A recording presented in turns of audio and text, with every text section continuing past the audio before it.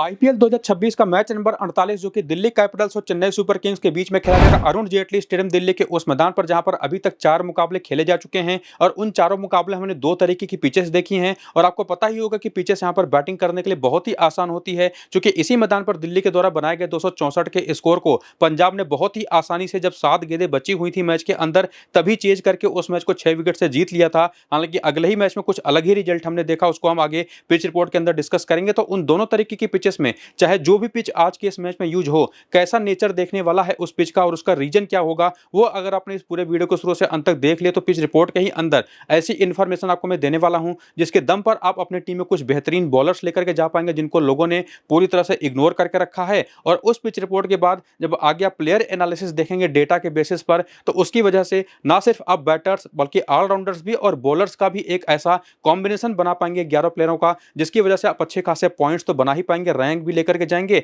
और अपनी free to play fantasy के लिए अपनी मल्टीपल टीमें भी बना पाएंगे। तो शुरू से अंत तक ये पूरा वीडियो जरूर देखिएगा। फिलहाल अगर हम बात करें दिल्ली कैपिटल्स की तो ये टीम भी और इवन चेन्नई सुपर किंग्स की टीम भी टोटल 9 मुकाबले खेल करके 4 मुकाबले दोनों टीमों ने जीते हैं, 5 मुकाबले दोनों टीमों ने हारे हैं। और उसमें लास्ट वाला मैच इन दोनों टीमों का जो रहा है, दिल्ली ने अपना आखिरी मुकाबला 7 विकेट से राजस्थान को हरा करके जीता, जबकि चेन्नई ने मुंबई को 8 विकेट से हरा करके अपना मुकाबला जीता। यानी कि दोनों ही टीमें फॉर्म में वापस आती दिखाई पड़ी हैं, लेकिन कंसिस्टेंसी की अगर हम बात करें तो चेन्नई के बैटिंग और बॉलिंग में ज्यादा देखने को मिली है, खास करके इनकी बॉलिंग। और जब से कप्तान इनके ऋतुराज गायकवाड़ भी बैटिंग करने में अच्छे फॉर्म में आ चुके हैं तब वो टीम और मजबूत हो चुकी है। हालांकि आपको ये भी बता दूं कि चेन्नई की ही तरफ से एक अपडेट भी है, एक प्लेयर बाहर हो चुका है टूर्नामेंट से, वो आगे आपको मैं बताऊंगा। लेकिन शुरुआत करूंगा यहाँ पर पिच रिपोर्ट से। अभी तक इस मैदान पर जैसा कि आपको शुरू में ही बताया, टोटल 4 मुकाबले खेले जा चुके हैं और इन चारों मुकाबलों में 2 तरीके की जो हमने पिचेस देखी, एक तो काली मिट्टी की पिच नेचुरली यहाँ पर मिलती ही मिलती है और एक पिच यहाँ पर हमने पिछले मैच में देखी जो डीसी और आरसीबी के बीच हुआ मैच था उसमें यूज किया गया था। और इवन वही सेम पिच ये जीटी और डीसी वाले मैच में भी यूज किया गया था जो कि मिक्स सॉइल की पिच थी। मेजॉरिटी वहां पर काली मिट्टी ही होती है पिच के अंदर, लेकिन लाल मिट्टी का भी एक कंटेंट 30 से 40% का पाया जाता है जिसकी वजह से बाउंस का जो परसेंटेज होता है वो बेहतर हो जाता है। चूंकि काली मिट्टी की पिच पर बाउंस थोड़ा सा मिनिमल होता है, यानी कि जो लाल मिट्टी की पिच होती है उससे थोड़ा सा कम होता है, लेकिन जब काली मिट्टी में लाल मिट्टी का भी कंटेंट मिल जाए तो थोड़ा सा बाउंस और बेहतर हो जाता है। और चूंकि पिछले मैच में हमने देखा कि दिल्ली की टीम केवल 75 के स्कोर पर ऑल आउट हो गई और पावर प्ले में ही इनके 13 के स्कोर पर 6 विकेटें गिर गईं, जबकि टॉस जब हुआ था तो पिच रिपोर्ट हमने यही देखा था वहां पर जो ब्रॉडकास्ट हो रहा था मैच की बैटिंग करने के लिए बड़ी कमाल की पिच है, 200 प्लस तो यहां पर बनना ही चाहिए। लेकिन उसका रीजन जो था जहां पर दिल्ली की टीम 75 के स्कोर पर ऑल आउट हो गई, ये वही इंफॉर्मेशन है जिसके बारे में आपको मैं पीछे कह रहा था ना कि वो इंफॉर्मेशन आपको किसी भी वीडियो में देखने को नहीं मिलेगी। इस टूर्नामेंट के अंदर फिलहाल अभी जो मौसम चल रहा है, जबरदस्त गर्मी है, ड्राई वेदर है, पिचेस भी काफी ड्राई हो जा रही है धूप पड़ने की वजह से, तो वो पिचेस ब्रेक ना कर जाएं उसकी वजह से मैच के दिन ही पिच के ऊपर वाटरिंग की जाती है और उस वाटरिंग की वजह से पिच तो काफी हद तक बाइंड करके रखती है अपने आप को, काफी हद तक उसमें थोड़ी बहुत ग्रीनरी भी क्रिएट हो जाती है और जो पिच के ऊपर नमी थोड़ी सी रह जाती है वो पानी डालने की वजह से या वाटरिंग की वजह से वो मैच की शुरुआती कुछ ओवर्स में तेज गेंदबाजों को अच्छी खासी सीम मूवमेंट दिलाती है। जब गेंद पिच के ऊपर लैंड करती है और सीम के ऊपर लैंड करती है तो अच्छी खासी दाएं बाएं मूव करती है और जब गेंद पुरानी हो जाती है तो रिवर्स स्विंग तो यहां पर अब मिल ही रही है गर्मी की वजह से। तो वही एक रीजन था कि पिछले वाले मैच में दिल्ली के बल्लेबाज उस तरीके की पिच के लिए तैयार बिल्कुल नहीं थे और वहां पर धड़धड़ा के उनकी विकेटें गिरी शुरुआत में ही और पावर प्ले में ही 6 विकेटें उनकी गिर गई। लेकिन जैसे जैसे मैच आगे बढ़ेगा, टेम्परेचर ड्रॉप करेगा, पिच भी थोड़ी सी स्टेबल होगी, नमी जो रहेगी वो जा चुकी होगी और बैटिंग करना और आसान हो जाएगा। और वहां पर आरसीबी ने इसी स्कोर को चेस करते हुए 77 रन बना करके एक विकेट पर मैच को काफी आसानी से जीत लिया। इवन जो 4 मुकाबले इस मैदान पर हुए हैं सेम उसी रीजन से, क्योंकि शुरुआत में काफी धूप पड़ी होती है, थोड़ी बहुत पिच के ऊपर अगर वाटरिंग कर दी गई तो नमी होगी, वाटरिंग नहीं की गई तो जब गेंद पुरानी हो जाती है 8वें 9वें ओवर के बाद तो फंस करके बल्ले पर आती है तो पहली इनिंग के मिडिल ओवर्स में रन बनाने मुश्किल हो जाते हैं। लेकिन वही जैसे मैंने आपको बताया, टेम्परेचर जब सेकंड इनिंग में ड्रॉप करता चला जाता है तो वही पिच और बेहतर होती चली जाती है बैटिंग करने के लिए। और इसी वजह से इन चारों मुकाबलों में 3 बार ऐसा हुआ है कि पहले बैटिंग करने वाली टीमें मैचेस हारी हैं, केवल एक बार पहले बैटिंग करने वाली टीम मैच जीती है और वो जो मैच था वो गुजरात ने जीता था केवल 1 रन से और वो भी दिल्ली की टीम मैच जीत जाती, आखिरी 2 गेंदों पर 2 रन ही चाहिए थे जो कि डेविड मिलर बना नहीं पाए। और उसके अलावा ये तो 4 ही मैचेस की हम बात कर रहे हैं, इवन और लंबा अगर आप जाएं 10 मैचेस पिछले देखे तो उसमें भी 8 बार बैटिंग सेकंड करने वाली टीमें जीती हैं। स्पिन को उन आखिरी 10 मैचेस में 38 विकेटें मिली हैं और पेस को मिली हैं 69 विकेटें, जिसमें 45 विकेटें पहली इनिंग के अंदर ही आ गई हैं। तो इसी वजह से कोई भी टीम टॉस जीत करके यहाँ पर पहले फील्डिंग ही करना पसंद करेगी मेरे हिसाब से। बाकी देखना पड़ेगा किस पिच पर आज का मैच होगा। काली मिट्टी की पिच होगी तो स्पिनर्स के लिए ज्यादा मदद होगी, और मिक्स सॉइल की पिच होगी तो स्पिनर्स के लिए कंपैरेटिवली थोड़ी सी कम मदद होगी। तो उस अपडेट के लिए कि कैसी पिच है, वाटरिंग हुई है या नहीं हुई है, वो आपको मैं टेलीग्राम और व्हाट्सएप चैनल पर बताने वाला हूं। टॉस की बात तो जाकर के दोनों को ज्वाइन करिए। नीचे डिस्क्रिप्शन में और पिन कमेंट पर लिंक आपको मैंने दे दिया है, और बाकी यहीं पर आपको मैं अपना फाइनल कॉम्बिनेशन भी दूंगा, जिसमें कुछ प्लेयर्स रोटेट करके अपनी अब मल्टीपल टीमें बना सकते हैं। तो नीचे डिस्क्रिप्शन और पिन कमेंट में जो लिंक है टेलीग्राम और व्हाट्सएप चैनल का, क्लिक करके दोनों को जाकर के जल्दी से ज्वाइन कर लीजिए। बहुत ही मेजर अपडेट्स वहां पर आपको मिलते हैं टॉस के बाद। और बाकी आइए बात करते हैं सबसे पहले जो होम टीम है दिल्ली कैपिटल्स की, जिनका प्रोबेबल लाइनअप जो पिछले मैच में था वही आज भी बनता हुआ दिखाई पड़ रहा है, जहां पर मिचेल स्टार्क ने पिछले वाले मैच में वापसी करी थी। और बाकी इनका जो बेंच है उसको अगर आप देखें तो वो भी आपके सामने है, जिसमें डेविड मिलर भी हैं, दुष्मंता चमीरा भी हैं। हो सकता है डेविड मिलर को भी आज मौका मिले, लेकिन देखना पड़ेगा किसकी जगह पर मौका मिलेगा। चांसेस तो मुझे कम दिखाई पड़ रहे हैं, मुझे चांसेस ज्यादा जो दिखाई पड़ रहे हैं वो है लुंगी एंगीडी के, क्योंकि अब ये पूरी तरह से प्रॉपरली फिट हो चुके हैं। और चूंकि वो इंटरनेशनल क्रिकेट काउंसिल का अपना नियम है कि अगर सर में चोट लगती है, मैच से बाहर होता है कोई भी प्लेयर, तो उसका एक रूल है 2 या 3 मैचों का, उसके बाद वो खेल नहीं सकता। और अब वो रूल निश्चित तौर पर पूरी तरह से फॉलो हो चुका है। तो मुझे लगता है कि आज के इस मैच में काइल जेमिसन के जहां पर एंगीडी आपको टीम में वापस आते दिखाई पड़ेंगे, और अब तो टीम की बॉलिंग और भी कमाल की हो जाएगी। और उसके बाद यहां पर देखें जो पिछले मैच में बॉलिंग हुई थी इस दिल्ली की टीम की तरफ से, 5 ही बॉलर यूज किए थे। कौन सा बॉलर किस किस ओवर में आकर के बॉलिंग करता दिखाई पड़ा था। अगर काइल जेमिसन खेलेंगे तो ये, वरना अगर एंगीडी खेलेंगे तो वो पावर प्ले के 2 ओवर करेंगे, 2 ओवर स्टार करेंगे, बाकी यही दोनों 2-2 ओवर डेथ के भी करेंगे। और बाकी अक्षर पटेल, कुलदीप और नटराजन मेजोरिटी आपको मिडिल ओवर्स में शुरुआत करते हैं, डेथ ओवर्स में खत्म करते हैं। इस तरीके की बॉलिंग आपको दिखाई पड़ेगी। बाकी दिल्ली के प्लेयर्स के करियर के आंकड़े अगर आपको देखने हैं तो वो भी वीडियो को रोक करके आप यहीं पर देख लीजिएगा। बाकी आगे बढ़ते हुए हम बात करेंगे रीसेंट फॉर्म की। और जैसा मैंने आपको बताया कि दिल्ली की टीम ने टोटल 9 मुकाबले खेले थे और 4 मुकाबले जीते हैं, 5 मुकाबले हारे हैं। पिछला मैच इन्होंने अपना काफी आसानी से जीता, और वो भी राजस्थान की जैसी टीम को हरा करके, जिसमें मिचेल स्टार्क का एक बड़ा योगदान रहा। हालांकि बाद में जाकर के इनको थोड़े से रन जरूर पड़े, लेकिन 3 विकेट भी ये लेकर के गए। उसके अलावा अक्षर पटेल ने 1 विकेट पिछले मैच में लिया, काइल जेमिसन ने 1 विकेट पिछले मैच में लिया। हालांकि रन काइल जेमिसन को भी अच्छे खासे पड़े थे। और कुलदीप यादव, जिनका फॉर्म पूरी तरह से इनकंसिस्टेंट रहा है पूरे सीजन के दौरान, इवन इस मैदान पर तो और भी बुरी तरह से ये पिटते हैं। तो इनको लेकर के क्या अपडेट रहेगा वो भी आगे आपको बताता हूं। फिलहाल नटराजन ने पिछले वाले मैच में लंबे समय के बाद पहला विकेट लिया, लेकिन उसमें भी इनको 4 ओवर में अच्छे खासे रन पड़ गए। तो बॉलिंग तो इनकी अब काफी मजबूत हो चुकी है, इसमें कोई डाउट है नहीं, लेकिन निश्चित तौर पर काफी ज्यादा रन ये टीमें लीक कर रही हैं, खास करके दिल्ली की बॉलिंग। जहां पर लुंगी एंगीडी अगर टीम के अंदर वापस आते तो निश्चित तौर पर वो हो सकता है कि रन की जो लीकेज है थोड़ी सी कम हो जाए, लेकिन बॉलिंग काफी अच्छी हो चुकी है, ये बात तय है। और इसी वजह से चाहे वो मिचेल स्टार्क हो और इवन अगर हम बात करें नटराजन हो, यहाँ पर डेविड मिलर तो निश्चित तौर पर एज ए बैटर खेलते हैं, और इनका टीम के अंदर आना वो काफी मुश्किल अब मुझे दिखाई पड़ रहा है। लेकिन मिचेल स्टार्क के अलावा काइल जेमिसन हो गए, अक्षर पटेल हो गए और कुलदीप यादव हो गए, और साथ ही साथ नटराजन हो गए, ये जो 4 बॉलिंग ऑप्शन है, और इसमें इन चारों में से अभी भी मुझे स्टार्क ही ऐसे वेल सेटल्ड ऑप्शन दिखाई पड़ रहे हैं जिनको सीधे मैं अपने टीम में लेकर के जा सकता हूं। और उसी के साथ साथ अक्षर पटेल भी दूसरे ऑप्शन होंगे, चूंकि एक लेफ्ट आर्म ऑर्थोडॉक्स बॉलर हैं, और सामने जो चेन्नई की टीम है उनके पास कई सारे राइट हैंडर्स हैं टॉप ऑर्डर पर, तो उसकी वजह से इनकी यूटिलिटी ज्यादा बेहतर मुझे दिखाई पड़ती है। हालांकि अगर काली मिट्टी की पिच हुई, सेकंड इनिंग की बॉलिंग हुई, तो वहां पर कुलदीप यादव भी एक अच्छा रोल प्ले कर सकते हैं। और बाकी आपको मैं बता ही चुका हूं कि अगर लुंगी एंगीडी आज के इस मैच में वापस आते हैं तो वो 100% हमारी टीम में फिट हो जाएंगे। वहीं पर हम अक्षर पटेल और स्टार के साथ लुंगी एंगीडी को भी टीम में सीधे लेकर के जाएंगे। और उसके अलावा अगर आप इनकी बैटिंग देखें तो प्रथम निशंका को पिछले मैच में उसके पहले जब बाहर किया गया था, फिर से इनको लेकर के आया गया प्लेइंग 11 में, और शानदार इन्होंने वापसी करी, 62 रन की शानदार पारी खेल करके। बाकी केएल राहुल ये तो फिलहाल ऑरेंज कैप होल्डर हैं ही, और सबसे ज्यादा रन बना चुके हैं इस टूर्नामेंट के अंदर अभी तक, तो ये तो निश्चित तौर पर एक अच्छे ऑप्शन होंगे ही जिनको हमको अपनी टीम में लेकर के जाना है। और इवन इनके अलावा नीतीश राणा भी काफी अच्छे फॉर्म में दिखाई पड़े हैं पिछले 4 मैचेस से, और बाकी ट्रिस्टन स्टब्स तो शुरुआत से ही काफी शानदार फॉर्म में रहे हैं। हालांकि इनका बैटिंग ऑर्डर क्या होगा वो देखना काफी इंटरेस्टिंग होगा। पिछले मैच में इनको प्रमोशन मिला नंबर 4 पर, और अब काफी अच्छी उम्मीद की भी जा रही है कि शायद रेगुलरली नंबर 4 पर खेलेंगे। और अगर ऐसा होता है तो नीतीश राणा की जहां पर आप ट्रिस्टन स्टब्स को भी ट्राई कर सकते हैं। और बाकी अभिषेक पोरेल मोस्ट प्रोबेबली एक इंपैक्ट प्लेयर के ही तौर पर खेलेंगे, और जब पहला मैच इनको मौका मिला तो काफी अच्छी 30 रन की इन्होंने पारी खेली, और उसके बाद इनकी टीम 75 के स्कोर पर ऑल आउट हुई थी।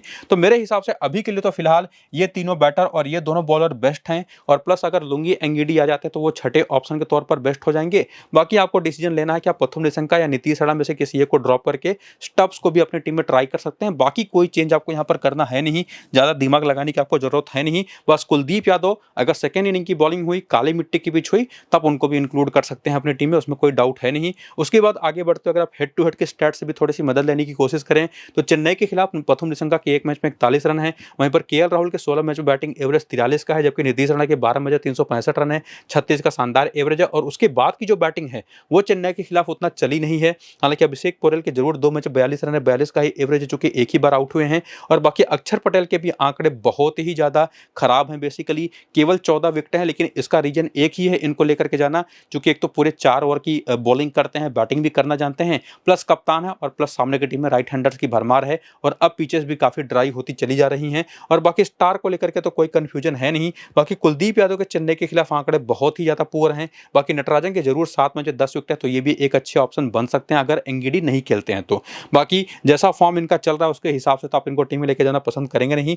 बाकी जैसा मैंने आपको बताया, बार बार बता रहा हूं कि एंगिडी एक बड़ा फैक्टर होंगे आज के इस मैच में। और उसके बाद आकर के वेन्यू के भी नंबर्स देखें तो अपने इस होम ग्राउंड पर दिल्ली के प्लेयर्स में से अगर हम देखें तो आंकड़े केवल नीतीश राणा के ही आपको खराब दिखाई पड़ेंगे और आशुतोष शर्मा के। बाकी सभी के आंकड़े 30 के ऊपर, 40 के ऊपर के बैटिंग एवरेज के साथ दिखाई पड़ेंगे। बॉलिंग में काइल जेमिसन के एक मैच में 1 विकेट है। अभी यहाँ पर अक्षर पटेल फिर भी थोड़ा सा बेटर कर जाते हैं। स्टार्क के इसी मैदान पर 5 मैच में 7 विकेट हैं, कुलदीप के 24 मैच केवल 23 विकेट हैं, नटराजन के आंकड़े भी काफी एवरेज हैं। तो ये काफी हद तक तय है कि जो टॉप ऑर्डर के तीनों बैटर्स हैं, जिसमें प्रथम निशंका, केएल राहुल और नीतीश राणा आते हैं, उन तीनों में से कोई 2, और जिसमें केएल राहुल तो फिक्स हैं, और बाकी एक और ऑप्शन आपके पास है ट्रिस्टन स्टब्स, जिसको आप लेके जा सकते हैं टॉप ऑर्डर के तीनों बैटर्स में से किसी एक को ड्रॉप करके, और प्लस स्टार्क और अक्षर पटेल जैसे 2 बॉलर जिसमें एंगिडी खेलेंगे तो वो भी हमारी टीम में आ जाएंगे। बाकी अगर आप यहाँ पर प्लेयर बैटल के आंकड़े देखें तो जो टॉप ऑर्डर के बैटर्स हैं, इसमें समीर रिजवी को भी मैंने इंक्लूड कर दिया है। ये जब चेन्नई के बॉलर्स को फेस करेंगे तो इनकी कोई ऐसी प्रॉपर कमजोरी तो है नहीं। स्पिन ये लोग बहुत अच्छा खेलते हैं, पेस बहुत अच्छा खेलते हैं, बाएं हाथ की तेज गेंदबाजी पर थोड़ी सी टेक्निकल दिक्कतें आती हैं, लेकिन ओवरऑल नटराजन के खिलाफ अगर आप देखें तो यहाँ पर खलील अहमद के खिलाफ अगर आप देखें तो केएल राहुल यहाँ पर आउट हो चुके हैं 39 गेंद पर 51 रन बना करके एक बार। इवन नटराजन पर भी आउट हो चुके हैं, जो कि फिलहाल अभी इन्हीं की टीम में है। वो आंकड़ा थोड़ा सा गलती से लिखा गया, क्योंकि नटराजन पहले केएल राहुल दूसरी टीम में थे तो वो नंबर भी यहाँ पर है, लेकिन इससे कम से कम ये पता चल रहा है नटराजन पर भी विकेट दे चुके हैं, खलील पर भी दे चुके हैं। तो बाएं हाथ की तेज गेंदबाजी परेशानी इनको करती है। बाकी प्रथम निशंका, अंशुल कंबोज पर एक बार सस्ते में आउट हो चुके हैं। बाकी समीर रिजवी, जेमी ओवटन पर एक बार खलील अहमद पर। हालांकि आपको मैं ये भी बता दूं, खलील अहमद अब फिलहाल इस टूर्नामेंट के अंदर खेल नहीं रहे हैं। उनका डेटा सिर्फ इसी वजह से लिखा गया है जिससे आपको पता चले कि बाएं हाथ के तेज गेंदबाज इनको परेशान करते हैं, जबकि खलील अहमद कोई बहुत बड़े और तीखे ऑप्शन नहीं माने जाते बाएं हाथ की तेज गेंदबाजी में। और बाकी यहाँ पर है नीतीश राणा, डेविड मिलर और ट्रिस्टन स्टब्स, इनके भी नंबर्स अगर आप देखेंगे तो एक कॉमन चीज बाएं हाथ की तेज गेंदबाजी तो आपको दिखाई पड़ेगी ही पड़ेगी, प्लस उसमें अब जाकर के स्पिनर्स भी गेम में आ जाते हैं, जिसमें नूर अहमद हैं या लेग स्पिनर है, खास करके जिसको हम कहते हैं रिस्ट स्पिन, वो बॉलर यहाँ पर गेम में आ जाते हैं। तो इस तरह से दिल्ली की टीम को कंप्लीटली समझ लेने के बाद, उनकी कमजोरियां या मजबूतियों को देख लेने के बाद आगे हम बढ़ेंगे और बात करेंगे यहाँ पर जो विजिटिंग टीम है चेन्नई की, जिनकी तरफ से एक जो मेजर अपडेट है वो है रामकृष्ण घोष को लेकर के, जिनका शायद पैर फ्रैक्चर कर गया है, अब ये टूर्नामेंट से बाहर हो चुके हैं। जबकि पिछले मैच में खेले थे, ठीक ठाक बॉलिंग भी करी थी, अच्छी खासी बॉलिंग करी थी, बेसिकली फील्डर भी बहुत अच्छे थे। लेकिन बाकी जो ओवरऑल इनका स्क्वाड है वो मुझे लगता है कि वही खेलेगा, जिसमें बाएं हाथ के तेज गेंदबाज मुकेश चौधरी तो हैं ही, नूर अहमद भी left chinaman bowler, Anshul Kamboj भी हैं, जेमी ओवटन तो कमाल की बॉलिंग कर ही रहे हैं, और बाकी प्रशांत वीर को भी पिछले मैच में मौका मिला था। लेकिन रामकृष्ण घोष चूंकि बाहर बैठेंगे, अब यहाँ पर टूर्नामेंट के अंदर अवेलेबल नहीं है, तो इनके जहाँ पर मोस्ट प्रोबेबली जो चांसेस बनते दिखाई पड़ रहे हैं कि कौन सा प्लेयर टीम में आएगा, तो उसके लिए जो इनके पास ऑप्शंस हैं बेंच पर वो आप यहाँ पर देख सकते हैं, जिसमें कोई इंडियन ऑप्शन ही है तो वो गुरजपनीत हैं, जो कि बेस्ट रहेंगे उनके जगह पर टीम में आने के लिए। लेकिन देखना पड़ेगा उनको ही खिलाएंगे या कुछ ऊपर नीचे कर करके कोई दूसरा फॉरेन प्लेयर भी लेकर के टीम आ सकती है। बाकी जो बॉलिंग पिछले मैच में हुई थी उसका डेटा आपके सामने कि किसने किस किस ओवर में आकर के बॉलिंग करी थी। उसके बाद करियर के आंकड़े आप यहाँ पर देख सकते हैं वीडियो को रोक करके। और आगे बढ़ते हुए अगर आप रीसेंट फॉर्म की बात करें तो चेन्नई की प्लेयर्स जो कि 9 मैचेस खेल करके 4 मैचेस जीते हैं, 5 मुकाबले हारे हैं, पिछला मैच भी जीत करके आए हैं, और उन सभी मैचेस के इनके रीसेंट फॉर्म को देखने के बाद जो फिलहाल कंक्लूजन बन पा रहा है कि संजू सैमसन की कंसिस्टेंसी वो तो एक बड़ा सवाल रहा है। 3 अच्छी पारियां इन्होंने 9 मुकाबलों में जाकर के खेली है, यानी कि हर तीसरे मैच में जाकर के चलते हैं। तो उस हिसाब से अगर आप देखें तो पिछले 2 मैचेस इनके खराब जरूर गए हैं, तो आज इनका दिन हो सकता है, और वैसे भी आप इनको ड्रॉप कर भी नहीं सकते जिस लेवल के फॉर्म में फिलहाल ये है। जरूर विकेट ये गंवा देते हैं, लेकिन काफी अच्छे फॉर्म में दिखाई पड़ रहे हैं फिलहाल ऋतुराज गायकवाड़, जो कि पिछले 2 मैच में 67 नाबाद और 74 नाबाद के शानदार पारियां खेल चुके हैं। बाकी उर्विल पटेल ने भी पिछले मैच में 24 रन बनाए। लेकिन पिछले मैच की जो एक नोट करने वाली चीज रही वो रही कार्तिक शर्मा को लेकर के, जिनको बैटिंग ऑर्डर में प्रमोशन मिला। भरोसा दिखाया टीम ने और इन्होंने उस भरोसे पर खरे उतरते हुए 54 नाबाद की पारी खेली। हालांकि उसके लिए भी इन्होंने 40 गेंदें ली, लेकिन जरूरत थी भी नहीं बहुत तेज खेलने की, मैच को ये लोग जीत गए। और उसके अलावा डेवाल ब्रेविस हैं, शिवम दुबे हैं, जो कि बैटिंग ऑर्डर में इनका काफी ऊपर नीचे होता रहा है पूरे सीजन के दौरान। तो हमको देखना पड़ेगा कि क्या बैटिंग ऑर्डर यही रहेगा पिछले मैच की तरह या डेवाल ब्रेविस को प्रमोशन मिलता है। और अगर मिलता है डेवाल ब्रेविस को प्रमोशन तो मेरे हिसाब से ये भी एक ऐसे ऑप्शन जो कि ट्राई किए जा सकते हैं। और बाकी आगे बढ़ते अगर आप देखें तो जेमी ओवरटन, अंशुल कंबोज, और चूंकि बाएं हाथ के तेज गेंदबाजी पर सामने की टीम के बैटर्स फंसते हैं तो उसी वजह से मुकेश चौधरी और साथ ही साथ नूर अहमद, ये 4 ऐसे ऑप्शन रहेंगे एज अ बॉलर जिनको यहां पर मैं अपनी टीम से हिला सकता नहीं। हाँ, नूर अहमद को आप ड्रॉप कर सकते हैं एक बार के लिए, लेकिन जो बाकी तीनों पेसर है, मुकेश चौधरी, साथ ही साथ अंशुल कंबोज और जेमी ओवरटन, जिनके साथ बैटर के तौर पर ये दोनों ओपनर्स आ जाएंगे हमारी टीम में, ये 5 ऐसे बेस्ट ऑप्शन हैं जो कि सीधे हमारी टीम में आते हैं। और इसी में आप रोटेट करके किसी टीम में संजू सैमसन को हटाइए, कार्तिक शर्मा को रखिए, या डेवाल ब्रेविस को रख लीजिए, या इवन शिवम दुबे को रखिए रोटेट कर करके, या तीनों बैटर्स को भी आप रख सकते हैं। और साथ ही साथ किसी एक बॉलर को ड्रॉप करके नूर अहमद को ट्राई कर लीजिए अगर सेकेंड इनिंग की चेन्नई की बॉलिंग है तो। इस तरह से आप रोटेशन अपनी कर सकते हैं। और प्लस चूंकि आपको नहीं बताया कि रामकृष्ण घोष बाहर जा चुके हैं तो गुरजपनीत के खेलने के चांसेस काफी अच्छे, जो कि 5 मुकाबलों में केवल 3 ही विकेट ले पाए हैं, लेकिन अब ये काफी यूजफुल हो सकते हैं। तो ये भी एक ट्रम्प रहेंगे, अगर आप चाहें तो उनको भी ट्राई कर सकते हैं। बाकी हेड टू हेड के आंकड़े आपके सामने हैं कि दिल्ली के खिलाफ ये जो चेन्नई की प्लेयर्स हैं उसमें संजू सैमसन का बैटिंग एवरेज 51 का है, तो आज इनका दिन मुझे दिखाई पड़ रहा है। बाकी ऋतुराज गायकवाड़ के 10 मैचेस में 258 रन है, डेवाल ब्रेविस के एक मैच में 37 रन है, जबकि शिवम दुबे के आंकड़े बहुत ही पुअर हैं। लेकिन जेमी ओवरटन के एक ही मैच में 4 विकेट है, और वहीं पर नूर अहमद कुछ खास कर नहीं पाए। अंशुल कंबोज के एक मैच में 3 विकेट है, मुकेश चौधरी के 2 मैच में 2 विकेट हैं। तो जो आंकड़े हैं इनको ध्यान में रखते हुए जो कि हेड टू हेड के थे, उसमें अगर आप वेन्यू के भी आंकड़े को मिला दें जो कि आपके सामने, जहां पर बैटर्स में दोनों ओपनर्स इनके काफी बेहतर करते दिखाई पड़े इस मैदान पर खास करके। हालांकि उसके बाद के बैटर्स में केवल डेवाल ब्रेविस ही बेहतर दिखाई पड़ते हैं, और बॉलिंग कुछ खास कमाल करती हुई दिखाई इस मैदान पर पड़ी नहीं है, लेकिन सैंपल साइज भी मैचेस का काफी छोटा है। तो मेरा वही कंक्लूजन है कि दोनों ओपनर्स तो बेस्ट रहेंगे ही रहेंगे। बाकी जेमी ओवरटन, अंशुल कंबोज और मुकेश चौधरी जैसे 3 बॉलिंग ऑप्शंस सीधे हमारी टीम में आएंगे, और बाकी कार्तिक शर्मा हो गए, डेवाल ब्रेविस हो गए, और साथ ही साथ नूर अहमद हो गए। 3 ऐसे ट्रम्प है जिनको आप रोटेट करके अपनी टीम में लेके आ सकते हैं।